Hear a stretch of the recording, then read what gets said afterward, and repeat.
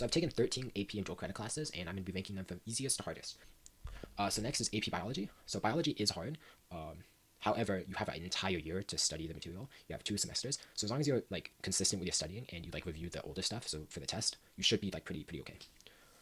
Next is APUSH. So while AP World does cover like more time, like more history, APUSH requires like more depth, right? So you have to know like people, events, dates, kind of. So that makes it more difficult in my eyes.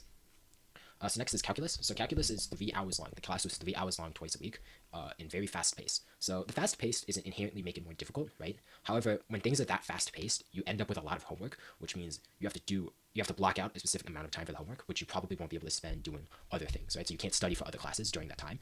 So that kind of makes it a lot more difficult because not just the class is more difficult, but it also takes away from your time for other classes.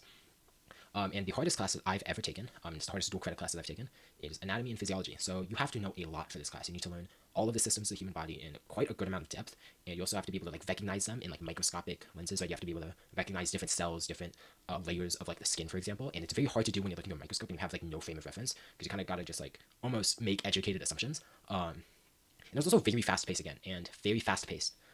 And this wasn't as much of a problem in AP Calculus, or not AP Calculus, College Calculus 1, Calc 1, because Calc 1 wasn't like that hard. But A&P, there is a lot of physiology, there is a lot of anatomy, and you have to memorize it in a very short amount of time, which is a bit of a problem. It is quite difficult. So yeah.